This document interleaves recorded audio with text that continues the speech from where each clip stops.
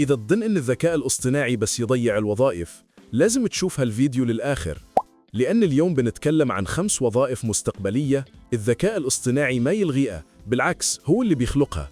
وظائف ما كانت موجودة قبل 5 سنين وفجأة بتصير من أهم وأعلى الوظائف دخلاً.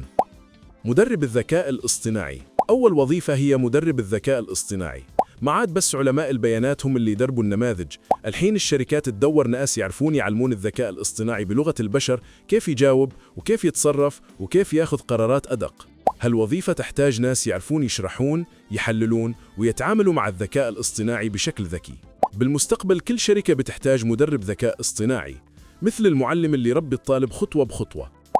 الوظيفة الثانية، مصمم شخصية الذكاء الاصطناعي. الذكاء الاصطناعي مو بس محرك نصوص، بيصير مساعد شخصي ومستشار وزميل وحتى شخصية افتراضية. وهني يجي دور مصمم شخصية الذكاء الاصطناعي. هالشخص يحدد شلون يتكلم الذكاء الاصطناعي، شلون تكون تصرفاته، رسمي ولا عفوي، وش هي قيمه وحدود الإخلاق عنده. بالضبط نفس مصمم الشخصيات في الرسوم المتحركة، لكن لشخصية داخل عقل الذكاء الاصطناعي. قبل نكمل للوظيفة اللي بعدها، إذا عجبك الفيديو اضغط لايك واكتب لنا تعليق جميل. نجي للوظيفة الثالثة، مهندس تفاعل الإنسان مع الذكاء الاصطناعي. هذه وظيفة مستقبلية ودخلها عالي. يوم الذكاء الاصطناعي يدخل في كل شيء، الشركات تحتاج شخص يصمم أفضل طريقة تفاعل بين البشر والنظام. هالشخص يحدد كيف المستخدمين يتعاملون مع الذكاء الاصطناعي وكيف تكون تجربتهم وكيف تكون النتائج أدق. يعني ببساطة هو الجسر بين الإنسان والآلة. الوظيفة الرابعة، مخرج المحتوى متعدد الذكاءات. مستقبل صناعة المحتوى ما عاد يعتمد بس على المصممين والمونتيرين، بيطلع دور مخرج المحتوى اللي ينسق كل أدوات الذكاء الاصطناعي. هو الشخص اللي يعرف يركب نصوص وصور وفيديو وصوت وأنيميشن ينتجها الذكاء الاصطناعي ويطلعها بشكل احترافي.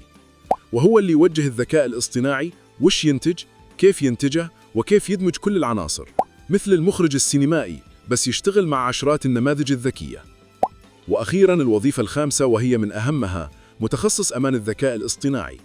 دوره يتأكد أن الذكاء الاصطناعي ما يسوي أخطاء خطيرة ولا يسرب بيانات، وتكون مخرجاته مضبوطة وأخلاقية وما أحد يسيء استخدامه ولا يتحول لنموذج ضار. هالوظيفة بدأت تنتشر الحين وبتصير من أعلى الوظائف أجراً. فمرة ثانية، إذا سمعت أحد يقول إن الذكاء الاصطناعي بيشيل الوظائف، تذكر إنه يشيل بس الوظائف الروتينية والقديمة، لكن بنفس الوقت يخلق عشرات الوظائف اللي ما كانت حتى موجودة في خيال الناس. وإذا تبينا نكمل جزء ثاني أو نعرض وظائف ثانية بدخل عالي، اكتب لنا بالتعليقات.